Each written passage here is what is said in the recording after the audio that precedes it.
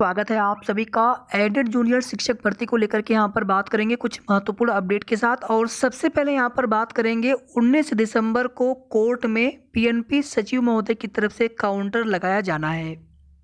जैसा कि आप सभी जानते हैं कि डबल गोला वाला मामला हो या फिर इनवैलिड सब्जेक्ट सीरीज वाला मामला हो, यानी रिवाइज्ड रिजल्ट आने के बाद से जिनके रिजल्ट पहले तो आए हुए थे, बाद में या तो उनके नंबर कम हो गए या फिर उनके रिजल्ट इनवैलिड हो गए। अब उसमें या तो किसी गोले को मिटाने का प्रयास किया गया हो या फिर किसी एक विषय के अलावा दूसरे विषय वाले में, यानी मैथ साइंस एसएसटी की हो और हिंदी में भी उन्होंने गोला हल्का सा चला दिया हो पेन। तो कई तरह की चीज़ें उसमें हैं, जिसके बाद या तो रिजल्ट इनवैलिड हुआ है उन अभ्यर्थियों के या फिर नंबर कम हुए हैं। तो इन्हीं सब मामलों में पीएनपी सचिव महोदय की तरफ से इसका काउंटर तैयार किया जा रहा है। 19 दिसंबर को काउंटर जवाब लगाया भी जाना है। दूसरी तरफ आप देखेंगे मैनेजमेंट वाले केस में 45 दिन की जो समय सीमा है धीरे धीरे कम होती हुई, और पूरी उम्मीद है कि 45 दिन के अंदर अंदर ये भर्ती पूरी करा दी जाएगी। 45 दिन की जो समय सीमा ली गई है बेसिक विभाग के द्वारा, उस समय सीमा को पार नहीं किया जाएगा। बाकी यहाँ पर बात करेंगे चयन सूची किस प्रकार से बन सकती है, क्योंकि बेसिक विभाग के स्तर पर सब कुछ चीज़ें तय हो चुका है। हमें आपको कुछ अनुमानित चीज़ें, कुछ अनुमानित जानकारी प्राप्त होती है, उसी के आधार पर हम लोग एनालिसिस करने का प्रयास करते हैं। बाकी एग्जैक्टली किसी को नहीं पता है कि किस प्रकार से चयन सूची बनना है या फिर एग्जैक्टली कितने विषयवार सीटें हो सकती हैं।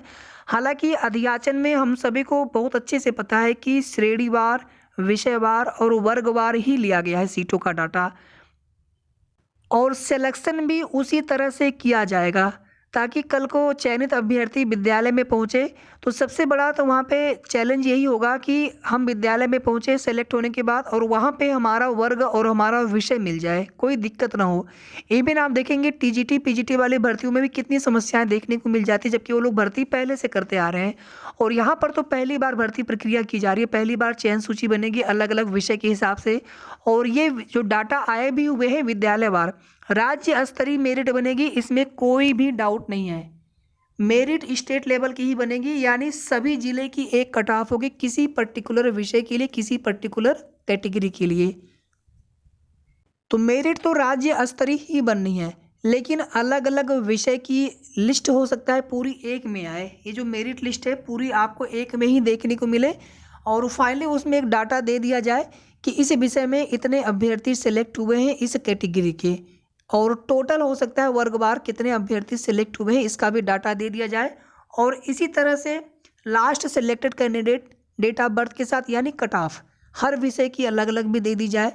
और मेरिट चयन सूची से पहले या भर्ती प्रोसेस शुरू होने से पहले या भर्ती प्रोसेस पूरी होने से पहले, मतलब जो जानकारी जहाँ पर मिलेगी हम सभी को, उसके पहले चीज़ें अधिकारी नहीं बताना चाहते हैं, कोई मैटर कोई विवाद ना हो। और आप ये भी देखेंगे कि देखिए आप लोग भले कुछ चीज़ों से सहमत ना हो, लेकिन हम आपको कोई भी गलत जानकारी देने का प्रयास नहीं करते, हमेशा आपको सही जानकारी देने का प्रयास करते हैं। जैसे कल हमने बताया था कि मेरिट विषयवार बननी है, तो वहाँ पर कुछ कमेंट आ रहे थे मेरिट कॉमन बननी है। कॉमन मेरिट तो बनना ही नहीं है। कॉमन मेरिट बनने का मतलब था कि भर्ती में एक और नया विवाद, और क्या विवाद हो सकता है कल हमने इस चीज़ को लेकर के बताया भी था आप सभी को। और चीज़ें आपके हमारे हाथ में नहीं होती हैं, चीज़ें यहाँ पर सरकार को, विभाग को करना है, उनको जैसे लगेगा भर्ती उसी तरह से करेंगे।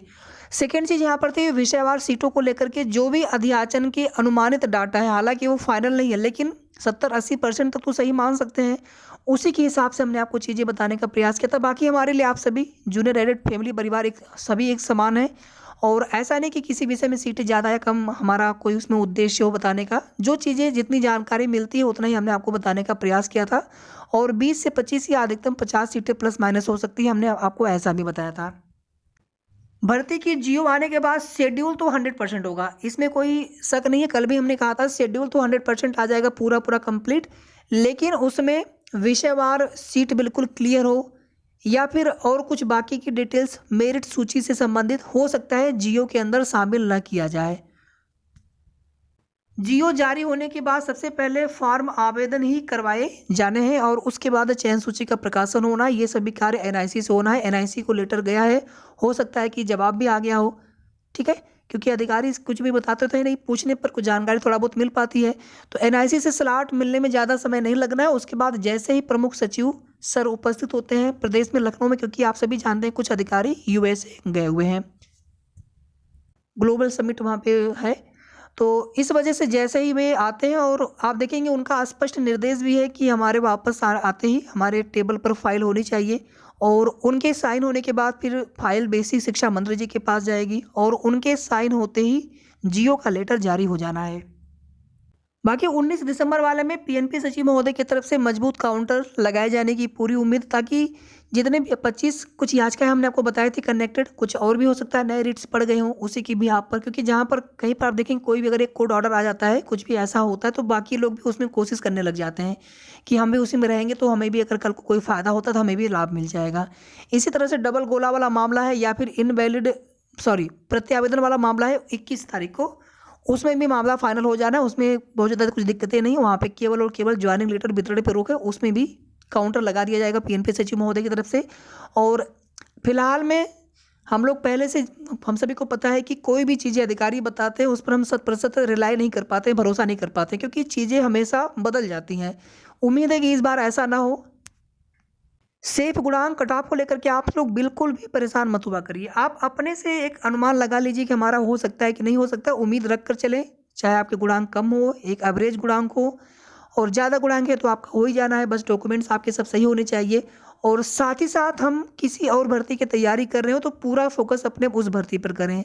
ऐसा ना हो कि हम उस भर्ती को छोड़ करके इसी के भरोसे रह गए और अगर अनफॉर्चुनेटली अगर यहाँ पर सिलेक्शन नहीं हुआ तो फिर हमारा समय खराब होता है।